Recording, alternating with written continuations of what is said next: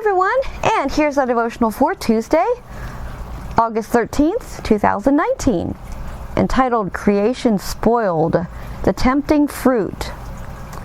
Oh, Creation Spoiled was a whole different heading, sorry. Okay, yeah, the Tempting Fruit, Genesis 3. Nothing could spoil the happiness of Adam and Eve in the Garden of Eden, or so it seemed. But there was one person who was plotting to spoil all that God had made. He was Satan, the enemy of God, who hated all that was good and lovely.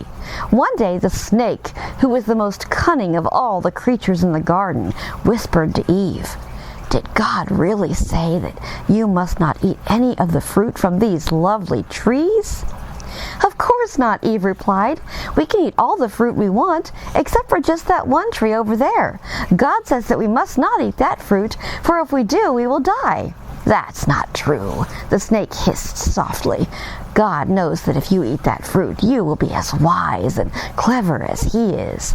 That is why He has told you not to." Eve looked with new eyes at the luscious fruit that hung in clusters from the forbidden tree. How lovely it looked!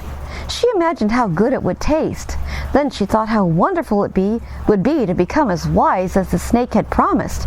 Then, her mind made up, she quickly picked one of the tempting fruits, bit into it, and handed it to Adam to try too. But instead of feeling clever and wise, they both felt miserable and ashamed. They had disobeyed the wise and loving God, who was their creator and friend. When evening came, they did not hurry out to meet God. They were ashamed because they had disobeyed Him. They picked some large leaves to try to cover their bodies, and they hid silently in the bushes. Every other evening they had eagerly waited for God's loving call. Now they listened in fear for the well-known sound of God's voice. At last they heard Him. "Where are you, Adam?" God called. With downcast eyes, they crept out to meet the God they no longer wanted to see.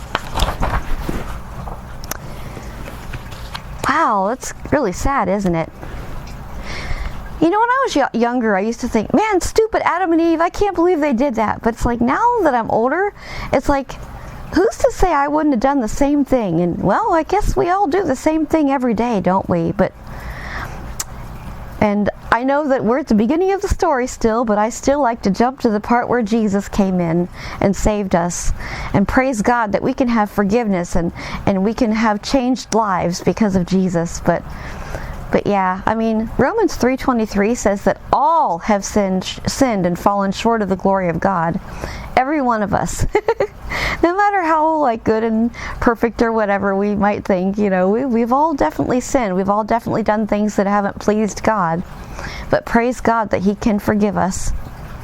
And they were hiding from God and stuff, but God still saw them. He knew exactly what happened and when it had happened. But praise God that He is all-knowing. I thank God for that. And may the Lord bless you all and be with you till tomorrow.